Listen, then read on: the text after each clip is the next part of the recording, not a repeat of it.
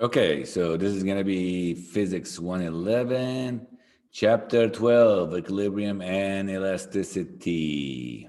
It's awesome. All right.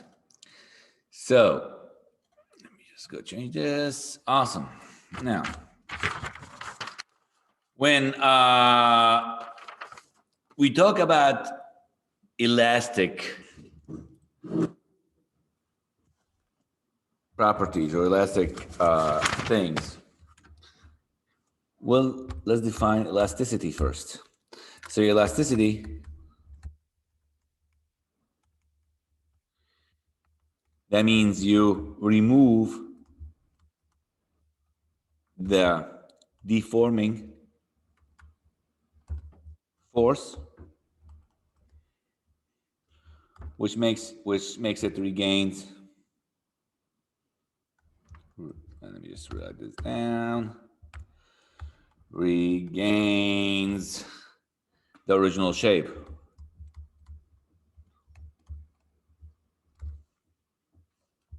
So let's look at the elastic material versus non-elastic. So, examples of elastic material would be rubber or a spring, right? So let's say this is your rubber, this is your spring.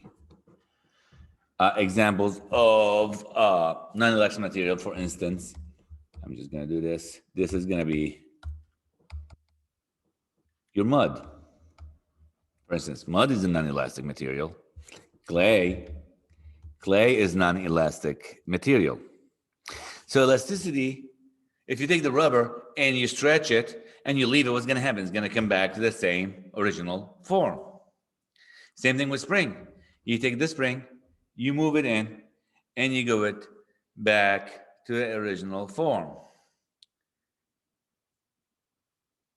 Now, the question is steel is elastic? And the answer is yes. Again, most springs are made out of steels, right? Same thing. Your bone, for instance, right? That's elastic. It's like, how is it elastic? Well, basically, when you actually go step on something, your bone actually deform, and then it goes back to the original shape. But it is so microscopic. Let me just write this down. It's so microscopic you cannot see them. It's microscopic that you can't see them. So what makes something elastic?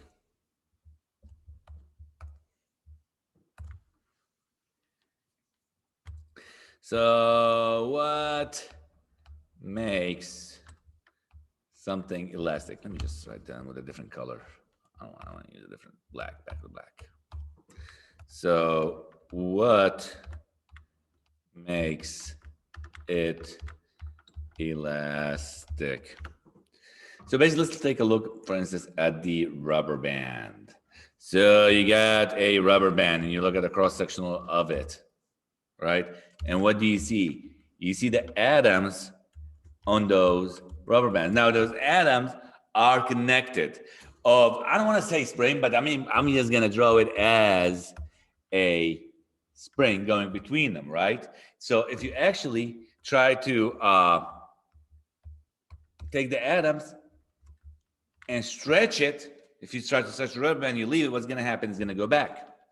If you try to get the rubber band compressed and you leave it, it's going to go back to its original form. Now, what would happen if you take that rubber band and you stretch it as much as you can? It's going to get deformed, right? It's not going to come back to its original shape. So how much is too much? So how much is too much? Well, it depends on the material.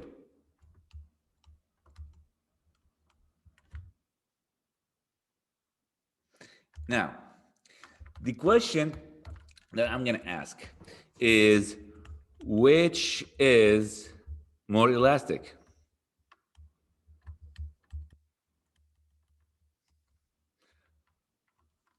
don't know why this jumped over here. Rubber or steel?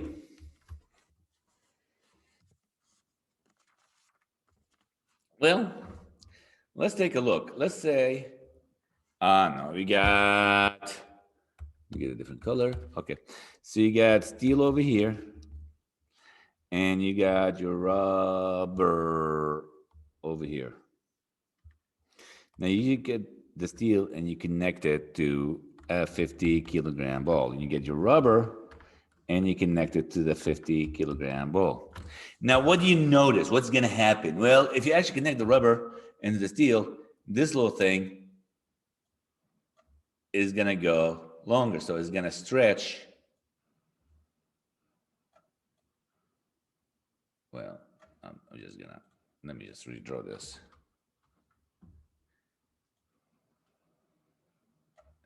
So if you put the 50-kilogram ball onto the rubber, you're going to see it stretch all the way down. The steel is not stretching anymore. Now, the steel is actually deforming, but because it's a stronger substance, is actually withholding the 50 kilograms. So when you actually remove it, it comes back. What happens when you remove the 50 kilograms from the rubber? Well, more than likely that force, that shape that it's going to have is not going to come out to original shape. So we go back to our definition of elasticity, remove the deforming force. So according to our example over here, steel has more deforming force. So steel has more deforming force.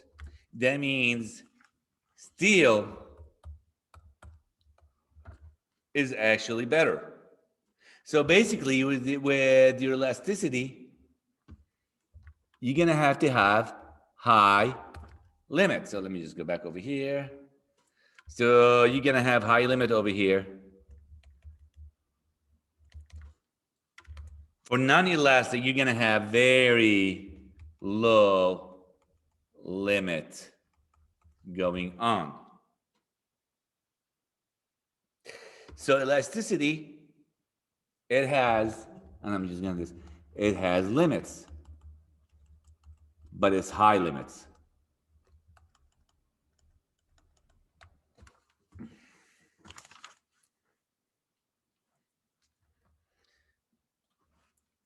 So let's say we have a spring.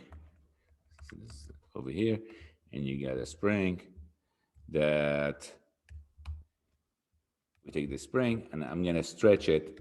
I'm just gonna, it's the same string, but I'm gonna stretch it in blue. So your springs, the original spring is of length L. Now when you stretch it, that's gonna be your delta L. Now your restoring force, you take the spring, you stretch it, what's gonna happen? You're gonna have a restoring force going opposite. So this is gonna be your restoring .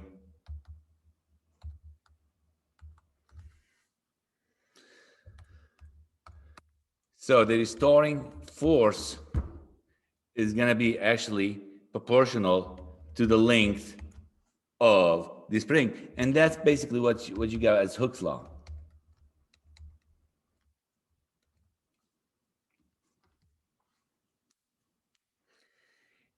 Now, the question is, can we extend Hooke's law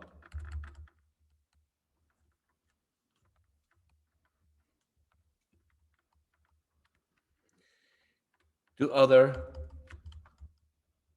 material?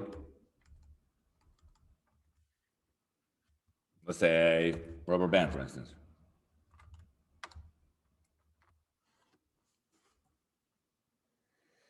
Well, let's take a look. Let's say you have two rubber bands with, so you got, let me just get a different color for a rubber band. So let's say this is your first rubber band, right? And you go, and that's the stretching. So this one, actually, let me get a different color.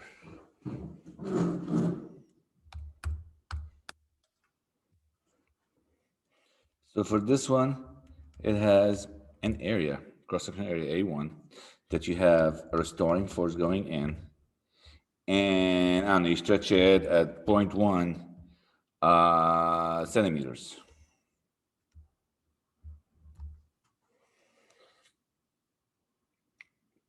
Let's say your restoring force is 100 newtons.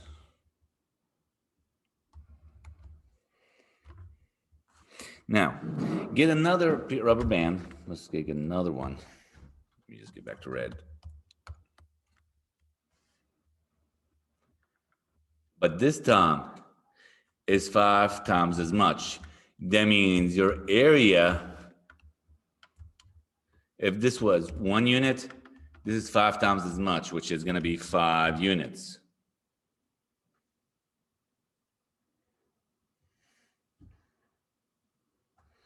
Now again, let me just go ahead.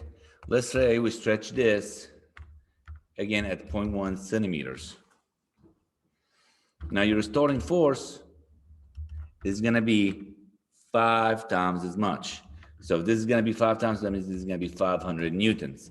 That means your 100 newtons per one area, that's going to be your 500 newtons for your 5 units area.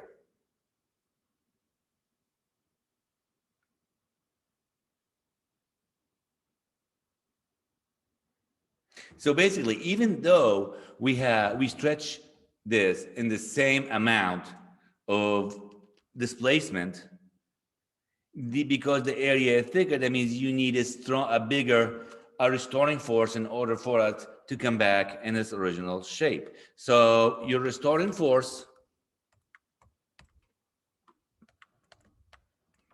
over your area, we call that your stress.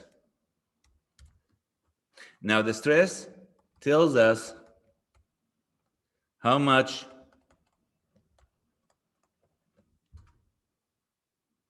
hard any material, is trying to snap back to original shape.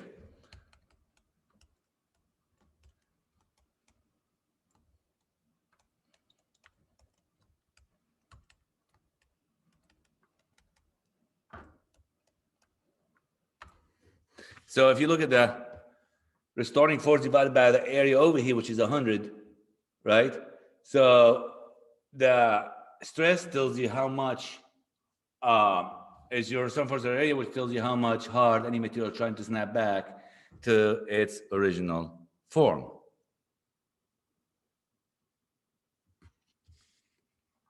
Now your stress is going to be in Newton per meter squared.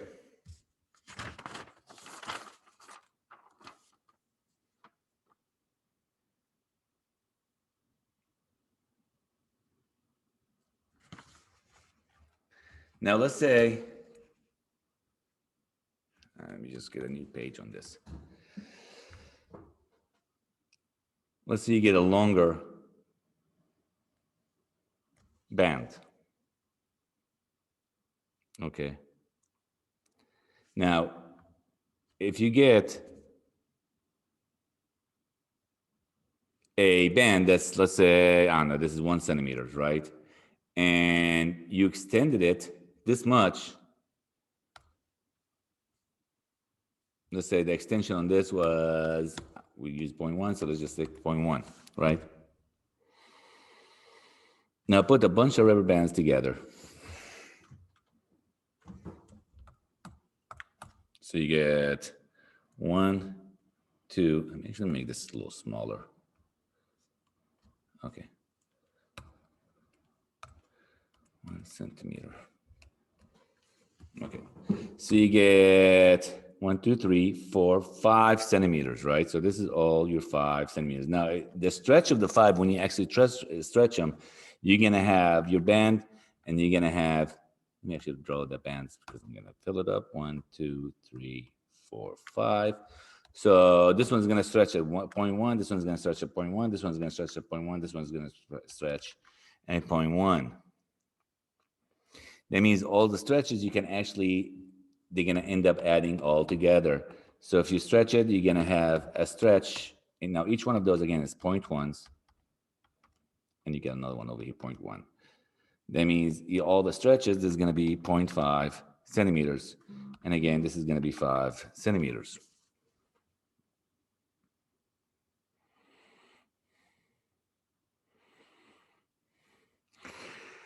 So the longer that it goes up, the stretching, the more it goes up,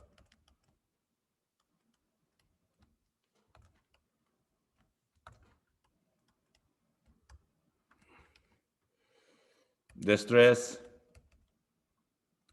increase.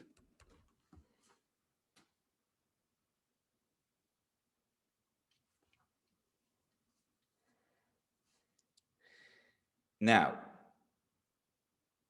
the stress, obviously, the stress is going to depend the amount of stretch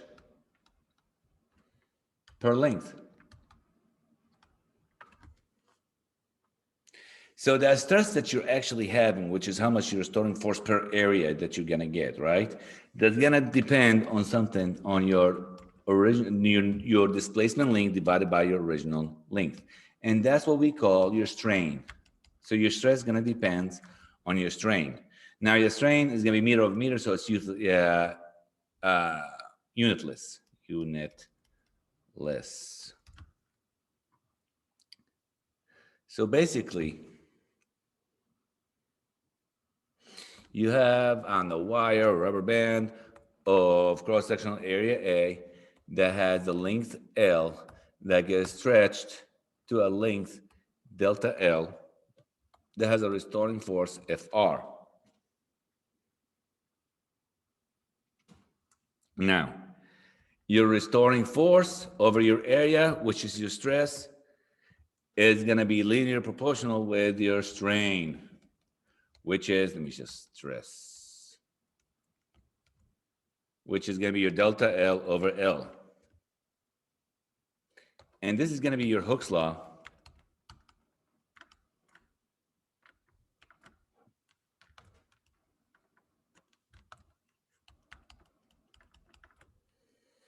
Within the elastic limits.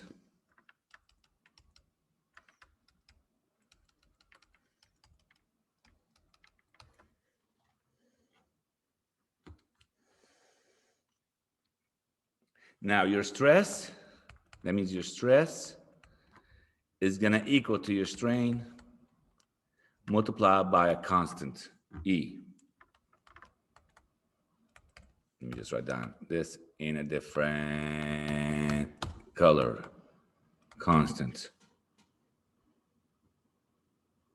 Now, E, that's what we call your elastic modulus, and has the units of newtons per meter square. Now, if you notice, if your elastic modulus E is close to 0, you're gonna have low elasticity. Low elasticity.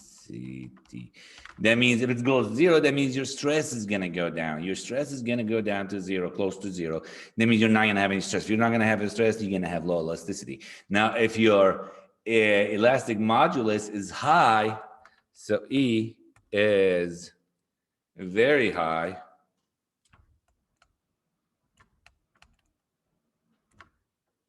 that's what you have, highly elasticity. So you'll be highly elastic.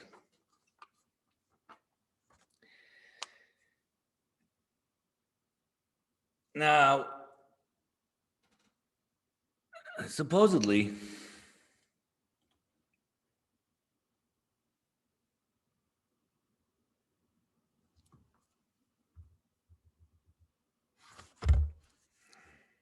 so let's say you have a rod. No, let's say this is a rod. right now over here, right? And you pull the rod where it becomes right over here, right? So the difference between that is your delta L, okay? Now, this is gonna be your length L, right? Let me just write down this is rod. Now, what's gonna happen when you actually leave? You're gonna have a restoring force going backwards. That's when you call your tensile stress.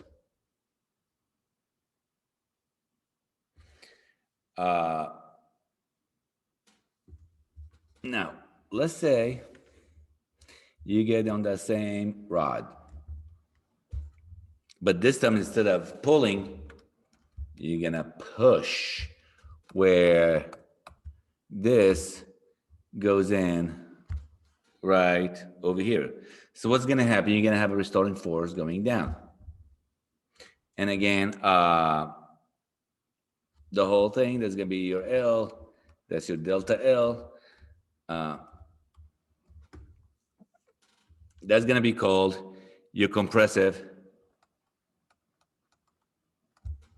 stress, right? So an example of this, let me just write this down. An example, for instance, is, let me see if I can draw this correctly. Yeah, I did. When you have a wrecking ball, machine with the wrecking ball. Let me actually make this bigger.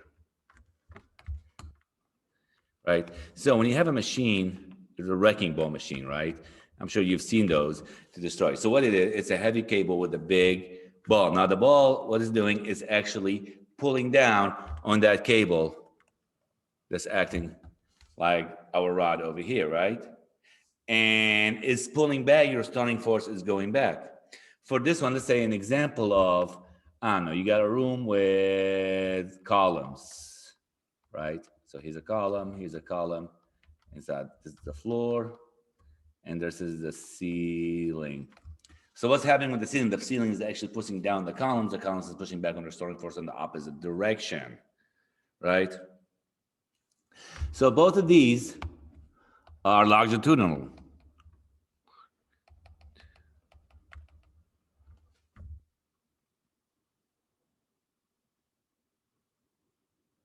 Which means that your force is perpendicular to the area.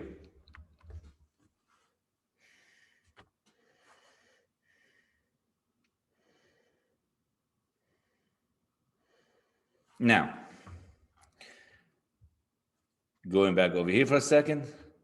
Now your stress, I want to give it the letter sigma. And your strain, we're going to give it this small epsilon. Let me go back over here. Now you're restoring force over that area that we have. That's going to be your sigma, your stress.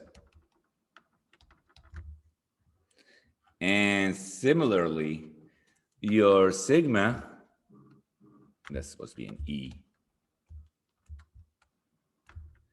That's your strain, which is delta L over L. How much strain, how much it went up, right? So from these two, again, your sigma is going to equal to something called Y multiplied by epsilon. Y, big Y, that's called your Young's modulus, which is, again, we define it as E, so you can actually say sigma is E epsilon. Either way will work.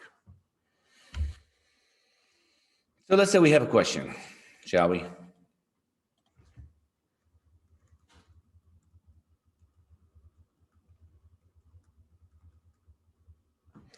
So let's say, I don't know, you got a wire hanging out from the ceiling with an area of 5 millimeters square. At, let's say the length is 100 meters, I guess. 100 meters, right? And this is going to be 200 kilograms. Now find the percent change in length in that steel wire. So again, it's like our wrecking ball example. We have a steel wire. Let me just write this down. Steel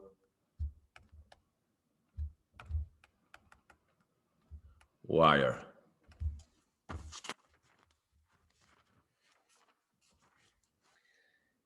So you got a steel wire that you connected 200 kilograms to it, right? And this, it had a length with a restoring force, and you want to find the percent change in the length in the steel. So you were on one length, and then you got a delta L. We said the length was 100, right? That means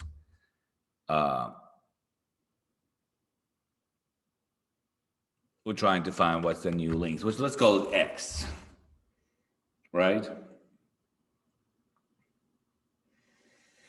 So your X, let me just go in green on this, is going to be your 100 multiplied by delta L divided by L.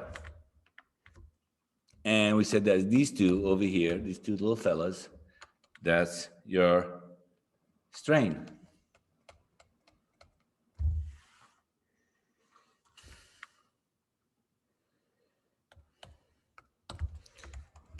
That means your X is going to equal to 100 multiplied by your strain. Now assume, oh, I forgot. Let's say we assume that that our Young modulus E is going to equal 200 gigapascals, right?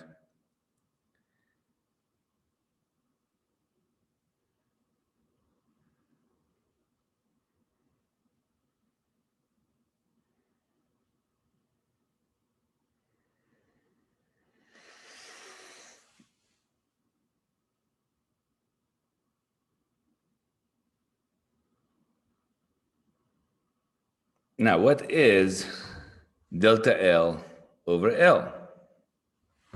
Interesting question, okay? So we don't have this.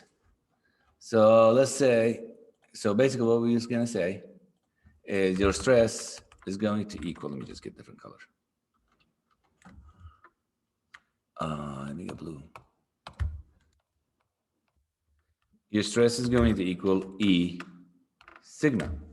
We already got the stress. So the stress is going to equal to your storing force divided by your area.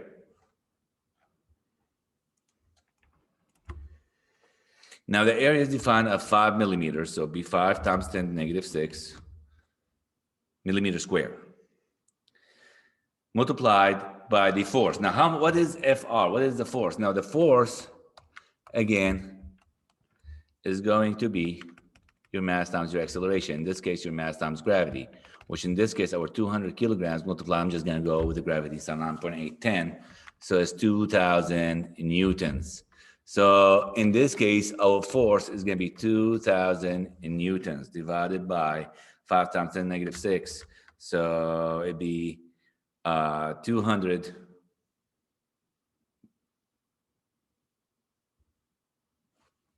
Hold on a second. This is going to be 2,000 divided by 5. So that'd be 400 times 10 to the 6.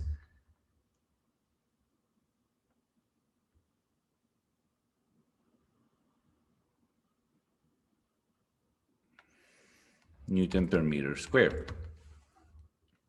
So we got what was the stress is now. That means our strain is going to equal to our stress divided by our modulus that we got. So our stress in this case is going to be your 200 times, your 400 times 10 to the 9th divided by the 200 times 10 to the 9th power.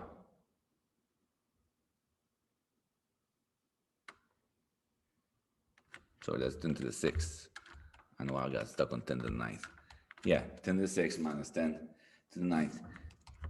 All right, so having to do these two, these zeros go away. This is going to go 1, this is going to go 2. So what we have is 2 times 10 to the negative 3. And again, it's unitless. So we got what was the strain right now, which we need to substitute right over here. So your delta x, or your x, that's going to equal to your 100 multiplied by your strain, which is going to be 100 multiplied by 2 times 10 negative 3. So you should get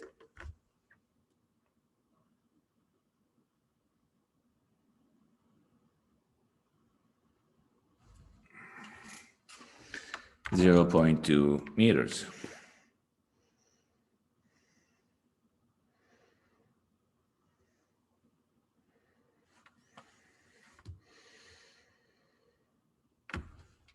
So your x will be 0.2 meters.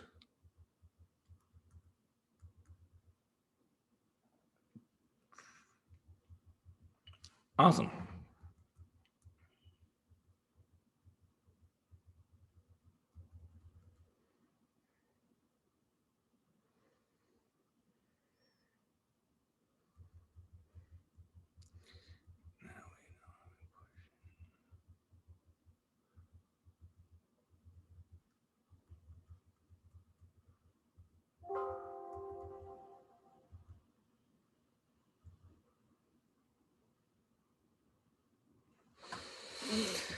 Okay, so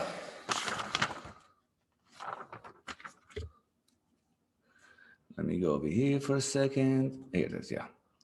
So looking at this, right, equilibrium elasticity. So we talked about equilibrium before, right? And equilibrium, when we talked about in the torque chapter, all your torque forces and your only net forces have to equal to 0 in order to reach equilibrium.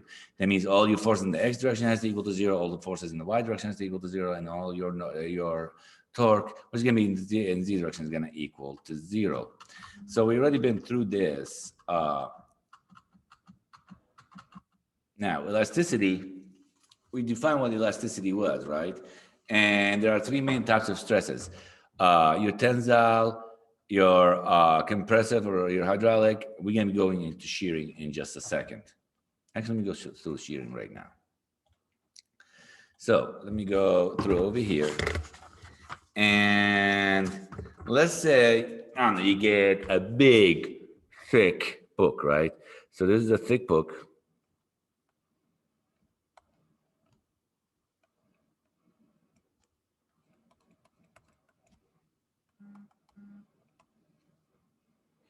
So let's say this is a thick book. I don't know. Imagine if you're having the yellow pages, for instance, right? And now what would you do if you actually put a force on the other side, on the side of the book? So this is going to actually go, and what you're going to do, is going to be tilted to a certain degree, and then once you leave it, it's going to go back to the same force, right? So let's say you got layers that are connected, and you put a force on them, right? This force, this layers, is going to be, let me just go like this. Here's your layers right now with a force going in, F. Now, the length, that's your length, L on both sides, right?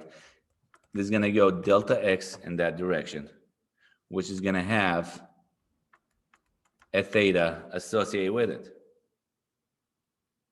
But why does it stop? I mean, you can only do it so much, right? And then when you leave, the book restores back to the original shape. So why is that? Now, so let me just write this down. Why does it stop? Because there is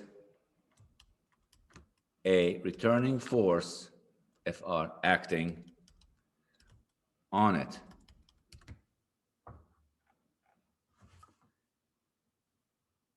So you got a force going down there. So basically, here's the two.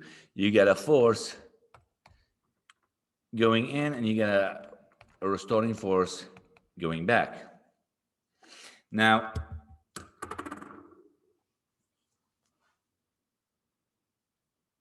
let's do a little example or a little problem solving. So, get a piece of paper. I need everybody to get a piece of paper. Now, a paper is actually one of the best things to talk about stress. So, we talked about stress. You got your tensile stress and your compressed stuff. Go ahead and press on the piece of paper with your fingers on it, right? Can you penetrate? Can you tear up the piece of paper? No. If you press on your fingers, you're doing a tensile stress on it, and it's not tearing up. Okay, now take that piece of paper and try to stretch it. If you notice, you're not going to tear the piece of paper, right? So let me just go back to share screen. So let's say you got your piece of paper. That's your piece of paper right over here. If you try to stretch it on both sides, it's very strong, right? That's why paper is awesome. It got great tensile strength. You try to compress it with your finger. Let's say this is the paper, and you try to compress it with your finger. That's your compressive stress, and it's not going to tear. Now, take your piece of paper and apply a force at the top of the piece of paper. Top of paper. And apply a force with both fingers on one direction. So you're going to take your piece of paper. If you apply a force in one direction, you're not going to tear it up. Put it back, you're not. Now, how are you going to tear that piece of paper up? How are you going to tear it up? Right? You get your piece of paper and you apply a force on this side also. It's not going to tear up. So how do you tear the paper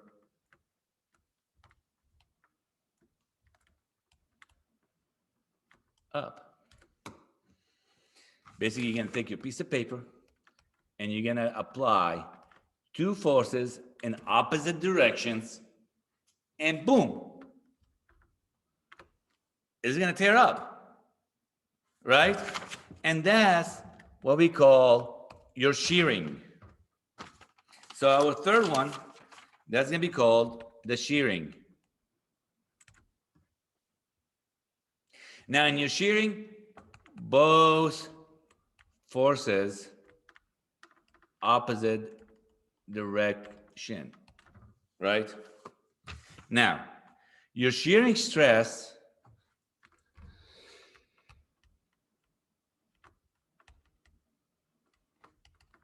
is, again, your stress, which is your retractive force divided by your area.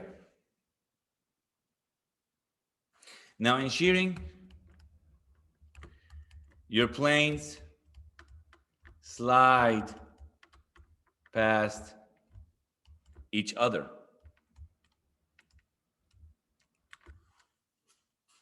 So if you come back to our book example that we had earlier, how are you going to break that book? If you actually had two opposite forces going in, you should be able to tear up the book. That's how, let me just put this down. That's actually how scissors work, right? When you have scissors and you cut a piece of paper with it, the force doesn't go on top. The scissors itself, they're not aligned. They're misaligned. That way you can actually have two different forces on one side, and boom, you can actually cut the piece of paper.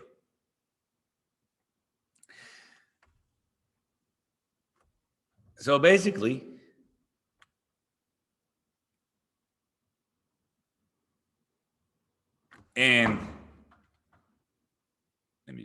down. And a tensile,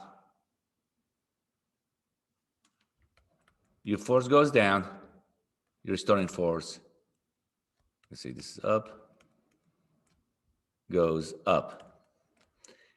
That's in tensile. And compressive or hydraulic, the force pushes opposite. So your force going over here, your force pushing opposite downwards. And shearing,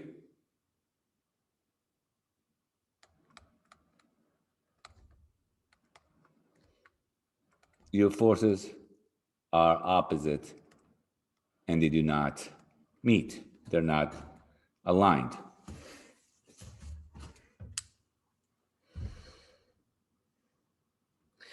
Now, we said that the shearing stress is your storing force divided by your area. Now, your shearing strain is going to equal to your delta X over your L. Now, looking back at our picture, right? Your delta X over L, let me just write this down. Your delta X, just write this down, delta X over L, that's going to be your tan theta. So your shear steering strain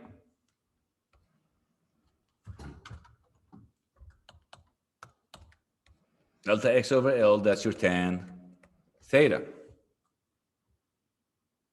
Now, your restoring force per area is going to equal to G delta X over L. G, what we call, and let me do this.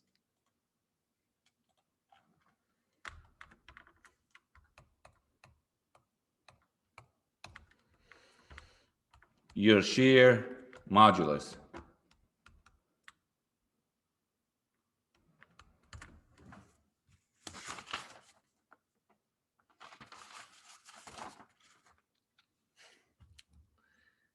So that's your shear modulus.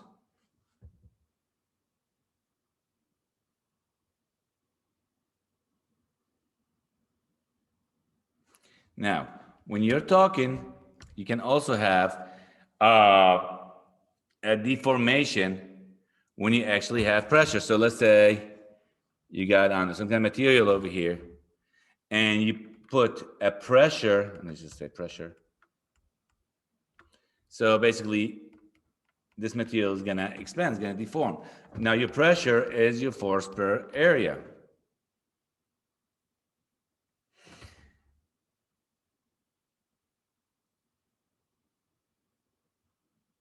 Now, when you apply the pressure, that's going to have a change in volume. That means your pressure is going to be linear proportional with your volume. Sorry, with your volume, right? The more pressure you have, the more volume you have. Now, if you actually also solve it, I'm not going to go through the math, but this is going to also be your minus B delta V over V.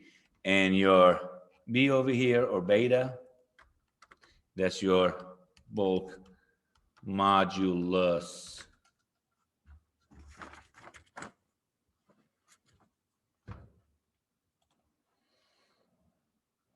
So, coming back to simplest tension, your stress, again, is your storing force divided by the area, which is your stress. Your strain is your difference in length divided by the original length, delta L over L. So your stress is going to equal to E multiplied by your strain. E is your Young's modulus. Sometimes, some books put it with U, some books put it as E. So your book goes in with E, that's why we used E. Now, your shear modulus, and that's what we just explained, is the same thing, but it'd be F over A is going to equal your shear modulus multiplied by delta X over L. And again, your delta X is because it's affected in the X direction, right? So let me just write this down. This is a book, a thick book.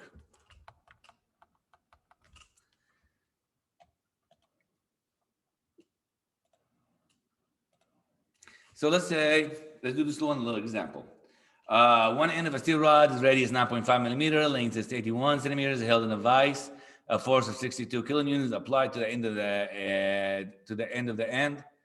Find the stress and strain and percent length change. The Young modulus is 2 times 10 negative 11. So you got a radius as 9.5 millimeter with a 62 kilonewton force and a length of 82 centimeters and a Young modulus of 2 times 10 to the 11. Let's go ahead and do this example.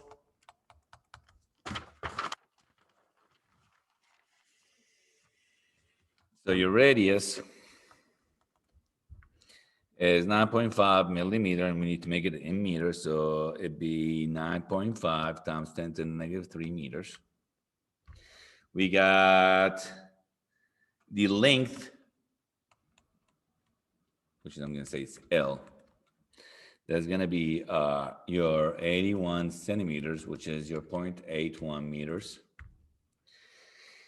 And we have a restoring force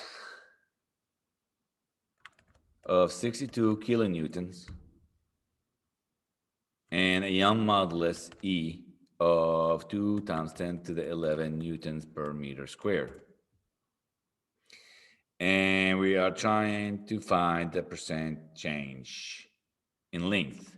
Percent change in length, which is your delta L over L. Well, that's easy. What we're going to do, we're going to be like, okay, well, your sigma equals E epsilon. Well, that's correct, but we don't have sigma. So let's just calculate sigma first. So your stress, let me just write this down.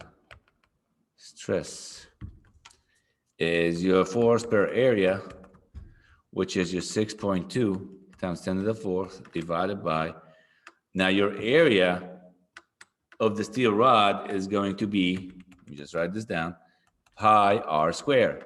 So it's going to be pi multiplied by r, which is, we have it as 9.5 times 10 to the 3, 9.5 times 10 to the negative 3 square.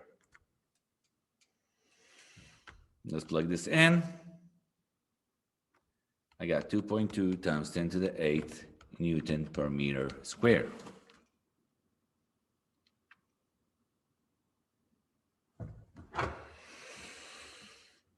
So your sigma equals your E epsilon. That means your sigma is going to equal to